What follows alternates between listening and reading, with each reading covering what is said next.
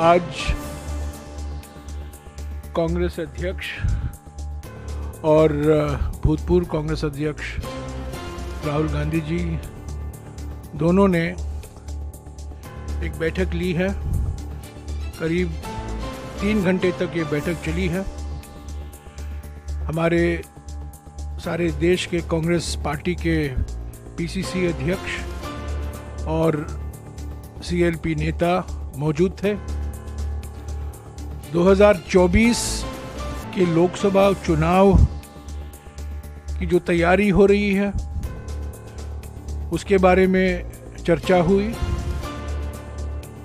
और जो अभी राहुल गांधी जी 14 तारीख को यात्रा निकालने वाले हैं मणिपुर से मुंबई तक, उसके बारे में भी काफ़ी कुछ सुझाव आए, उस पर भी बातचीत हुई। यही 2 मुद्दे थे आज के एजेंडा पर और मैं कहना चाहता हूं कि बहुत सारे सुझाव आए हैं। शंखनाद तो नागपुर में हुआ था 28 दिसंबर को। है तैयार हम, हमारी जो रैली थी नागपुर में, वो शंखनाद था 2024 के लोकसभा चुनाव के लिए। उसको आगे लेते हुए आज का बैठक का आयोजन किया गया और 14 तारीख को यात्रा भी शुरू होगी। आपको याद है कि सितंबर 2022 से लेकर जनवरी 2023 तक 4000 किलोमीटर लंबा भारत जोड़ो यात्रा राहुल जी के नेतृत्व में निकाला गया था, कन्याकुमारी से लेकर कश्मीर तक। ये हमारे देश की राजनीति के लिए एक परिवर्तनकारी पद यात्रा निकला। देश की राजनीति में भारी बदलाव आई, माहौल बदला। कांग्रेस पार्टी संगठन में एक नई जान आई। हमारे कार्यकर्ताओं में नई ऊर्जा देखने को मिला, नई एकजुटता अलग अलग राज्यों में देखने को मिला। और हम कह सकते हैं कि हमारे लंबे इतिहास में, हमारे पार्टी के लंबे इतिहास में और हमारे देश के इतिहास में भी भारत जोड़ो यात्रा एक मील का पत्थर साबित हुआ। आज सभी लोगों ने उसी का जिक्र किया।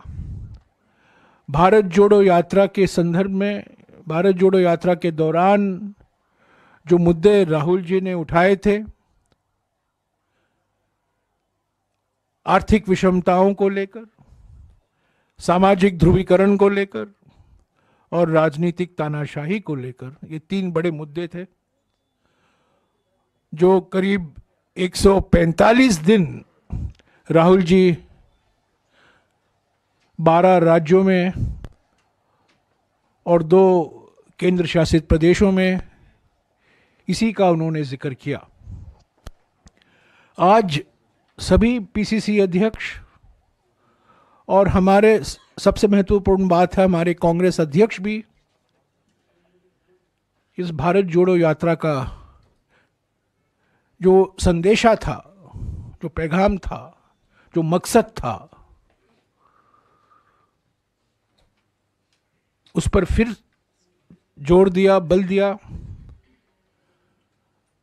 और सभी के भावनाओं को मद्देनजर रखते हुए और आज जो बातचीत हुई, सारे पीसीसी अध्यक्ष और सीएलपी लीडर की ओर से जो सुझाव आए थे,